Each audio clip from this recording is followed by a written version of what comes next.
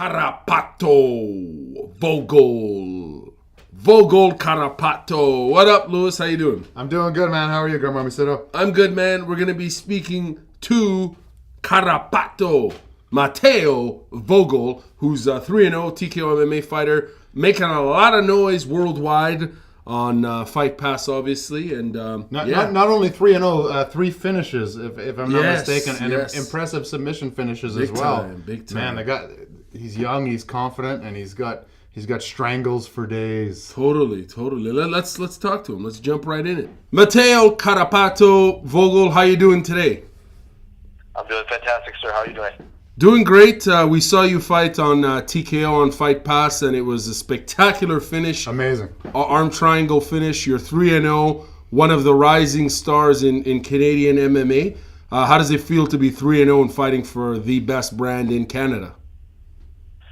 It feels fantastic, man. It's it feels like the accumulation of what all our hard work has been towards for the past, I'd say, 14 months or so. So you've been training for 14 months? In strictly MMA, yeah. I held my first pair of gloves in July 2017. That's absolutely incredible. Now, you have a distinguished jiu-jitsu record and stuff. And it's interesting because you train at New Era, of course, and Crew Jeff is a great striker, but we only ever see tidbits of your other game because your jiu-jitsu is so good. Is it important to you to show off the other skills, or are you just out there to finish a fight? I feel like all that's going to come in glimpses in time.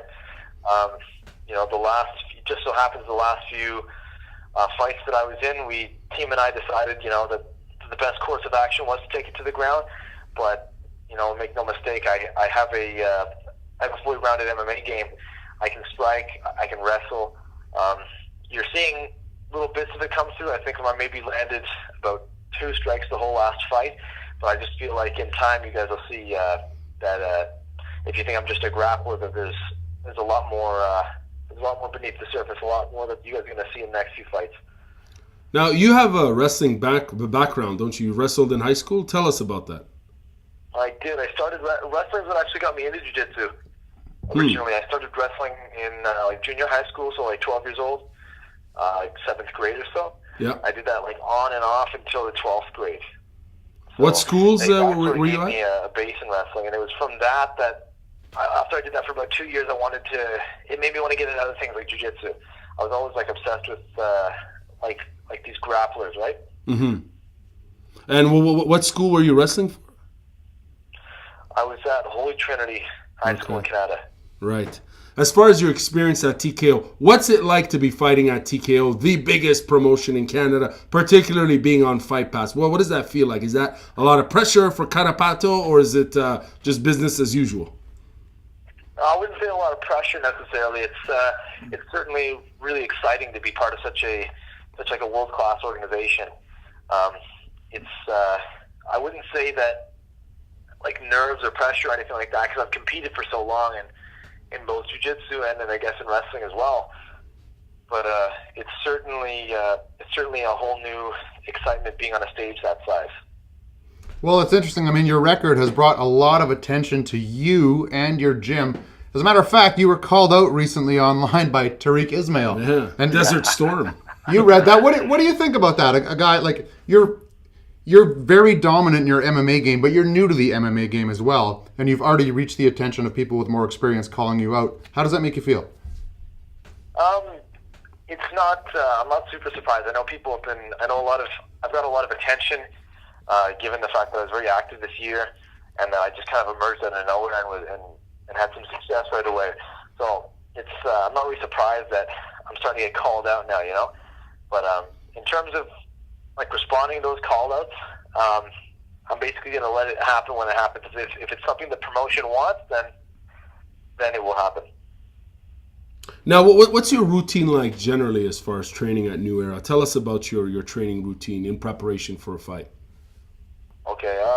Well, first off, I wouldn't say at all that I'm a camp fighter by any means. I'd say that it's I'm kind of always in the gym year-round.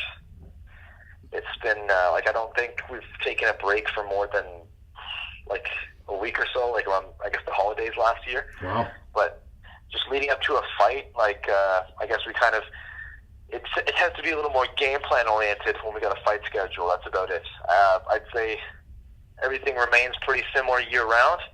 I'm in the gym, like I come for the earliest class. I teach some of the classes too, but I'll stay right up until 9:30 p.m. at night. So it's pretty much I'm living that lifestyle. I'm staying at the gym all day, and even if there's nothing booked, like right now, I'm about to, like when this interview's done, I'm about to hop into training right now, even though I don't really have anything like scheduled. That's amazing. Now, I follow your social media as do a lot of people. Are you modeling yourself after Conor McGregor? I mean, with the movement training and the walk, is that something that's happening? I don't think that. I've been accused of that before. I don't know if it's just. I am a fan of Conor, but at the same time, I wouldn't say that I try to emulate. I wouldn't say I really try to emulate anybody. It's kind of. I think it's just maybe. I'm into the same kind of things, right? I'm into that. I love that movement stuff. I love, that slow kind of jiu-jitsu style. You know what I mean? Yes, sir. I'm big into some people. Some people like to get me to do impressions of Conor sometimes as well, like with the walk and everything, right?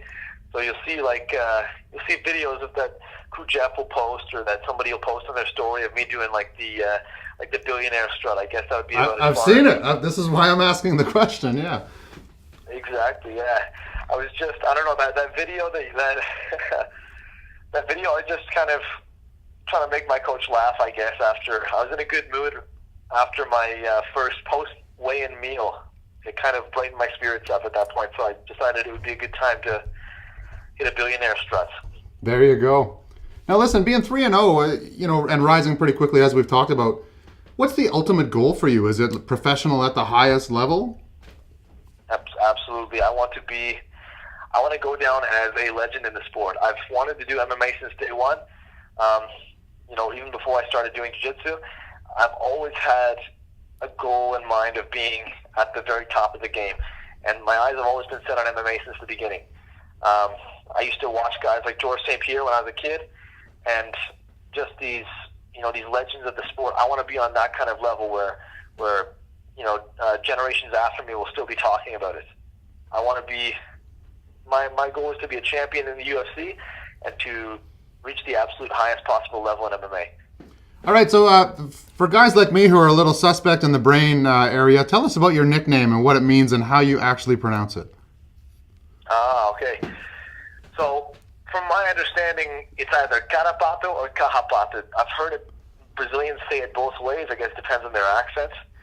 But basically, what Cahapato means in Portuguese is a tick. And I was given this nickname based on my style. I kind of got this reputation for being really sticky when I grapple people. And I got this from like my jiu-jitsu competition days, where a friend of mine from Brazil had recently moved, and when he recently met me, he would always say that I was like a Cahapato, and I never understood what this meant. Him and his Brazilian friends just started calling me Carapato all the time, and I never really bothered to really. I just kind of figured it was some kind of bug or something, is what they said. But basically, at a tournament, I remember grappling like this huge guy. I remember I had this match against, I think it was Franco Pano, was his name, and this dude was huge. He was well into the super heavy, the ultra heavy category, right? And basically, where everyone started yelling Carapato is when I had taken his back, and the dude was like standing up and trying to like run around the mat, shake me off, but I was stuck to him. So that's when everyone started yelling Carapato. And then since then, we just started like tagging it online and stuff, and it stuck. I like it. I mean, one of the world's most deadly creatures, really, when you think about it. Speaking of deadly creatures, tell us about training at New Era. I mean, you have some deadly creatures there. Of course, you got Mirza, you got Alex O'Neill, you got Taylor McClatchy. I mean, it's like a who's who of who's competing in the region. Tell us what it's like to train at New Era. I'd say in the Ottawa region, there's no place better to train. It's a like incubator of champions right now. It is.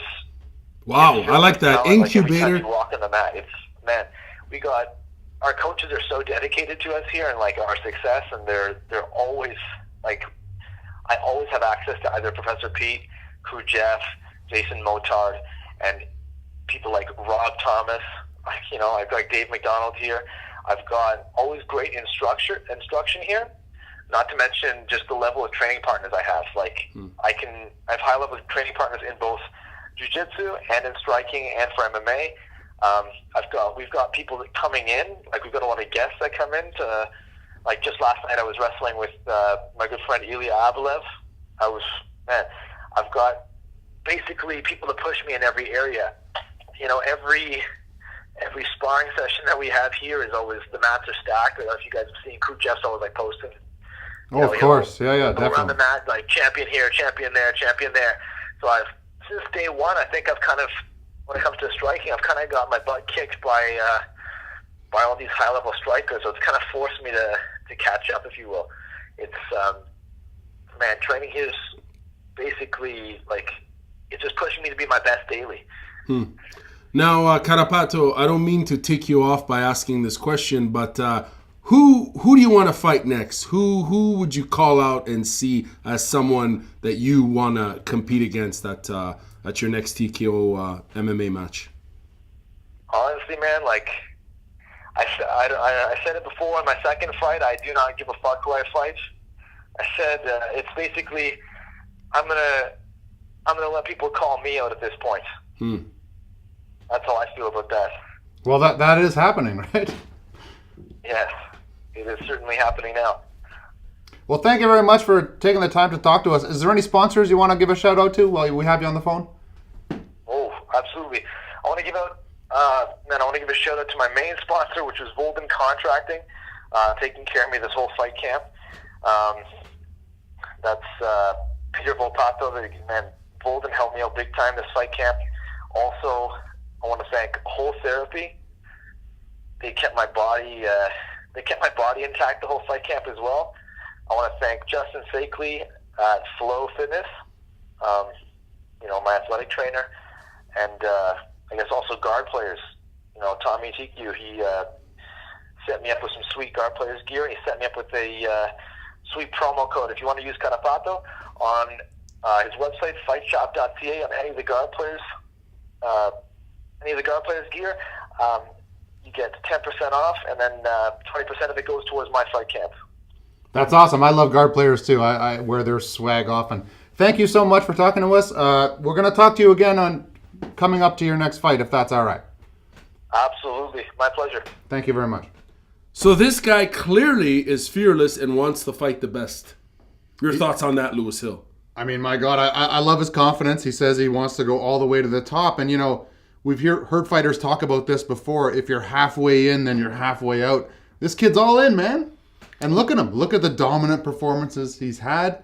And he's very well spoken, and he took the time to talk to us, so I like him a lot. Yeah, and he's good on the mic, man. He's good on the mic. He's cutting some solid interviews, and it'll be interesting to see who Stéphane Patry books him next, as far as his next series of matches. I mean, there's a lot of potential in that particular division, and of course, Desert Storm Tariq has called him out. We'll see how that unfolds. We'll see how that unfolds, and we'll see how Mateo's, the rest of his game, how much we get to see. Because like we talked about, we've only seen glimpses because his jiu-jitsu and wrestling are so dominant. But I'm excited to see, the whole package, baby. Totally. Great kid. Awesome interview. Carapato Mateo Vogel.